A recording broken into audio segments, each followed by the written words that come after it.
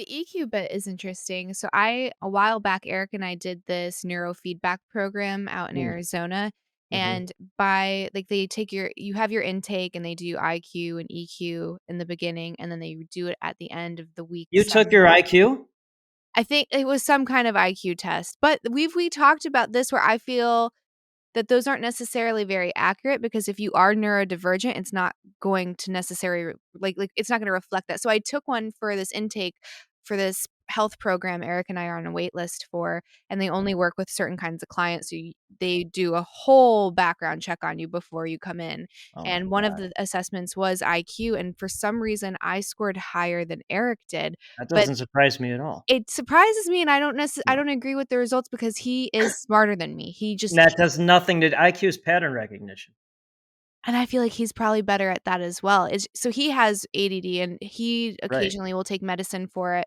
It can affect the way that he functions. So if right. he is neurodivergent, then those IQ tests are not made for people with it that are divergent of any proclivity. Like you have to have like a very stereotypical mind to take that test. So I feel I don't know, like, how accurate can it be? And, they didn't give us the scores, they just kinda showed us a bar, and there was, like, red, "We don't take you," and green, "You're a perfect candidate." And, Okay, I well, I can yeah, give you so if both of you are not okay, so 140 and above is, genius, that's less than 1% of the population. The lowest IQ of anyone I've talked to in the last 2 years is 128. For a human, that's still pretty smart. The highest I've talked to is 173. That person was not a human in it. They're like a cyborg. That person has a normal human girlfriend. He won't even go out in public with her because he just can't do it. When you get over 160, there's like no human understanding. Though people like that are it's very tough to have a family. I would guess I would guess both of you are over 140, maybe over 150. I don't think you're over 160. That's good, by the way. And then my wife and I are hilariously both 139, so we're bridges between genius and human. But I'm actually glad that's like a perfect score for purpose of life because I can bridge between genius and human. But again, most of the people I talk to are ADD, diagnosed or undiagnosed, and most of them are over 140.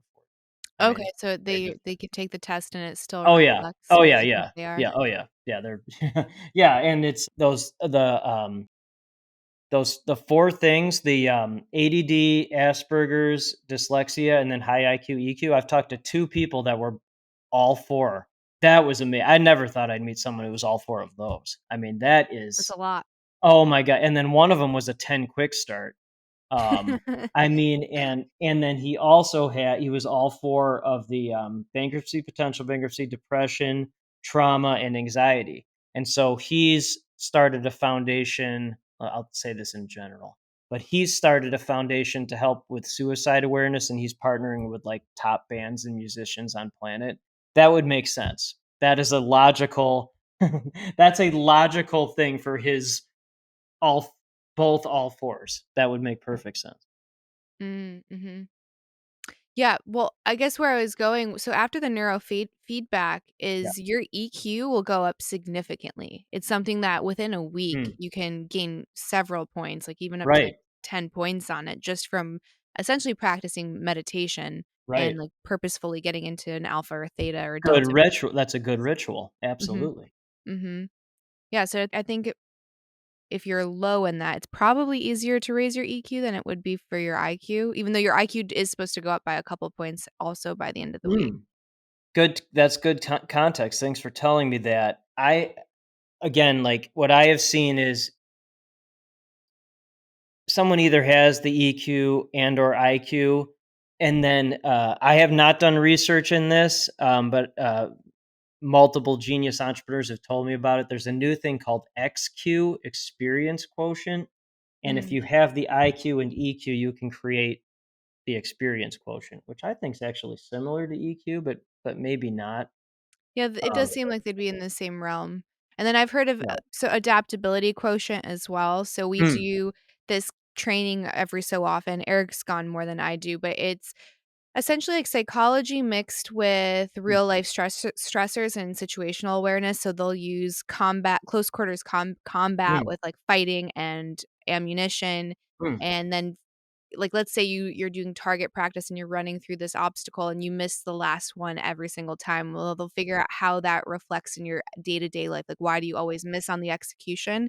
And then so they measure your AQ, like, how can you adapt under stress? And they try to, like, I mean, the guy basically was trying to drown someone during one of the trainings and, like, Perfect. is, like, submerging them, and it's like, how well can you think under, like, the most immense physical amount of stress? And then again, Right. related to day-to-day life, which is fucking fascinating. That makes And perfect sense. I mean, so yeah, shot down in an airplane, World War mhm. II, without a parachute many times. You just got back into a plane.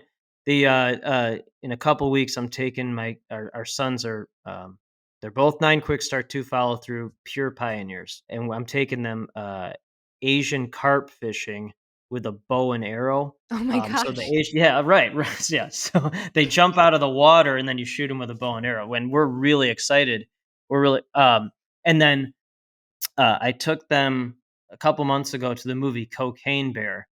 This is actually this will make sense. So and it will explain things. But so Cocaine Bear, that's for a human child, that is not a movie. But so we're laughing, we're laughing hysterically. For those who don't know, it's about a bear that I guess it's based on a true story. It found some cocaine and then it started killing people like and so we were laughing at it hysterically, and then my 10-year-old brought his 10-year-old friend who's a really good kid, but he's a human, and then his friend is crying, shirt over his face, so we had to leave the theater. But, Oh. like, for for us and I told his parents, I go, "This is a very violent movie. Are you sure you want him to go?" And they're like, "Yeah, it's okay." But, but it wasn't okay. But that's the difference. Like the it's the difference between the hunter brain and the farmer brain. Like that's what it is. So you think that there's just probably even millions of years worth of data that makes some people okay with that stressor and that violence, so, like, you if you do have a hunter brain, you're not gonna be overwhelmed by something like that. No, I mean, no, no, no.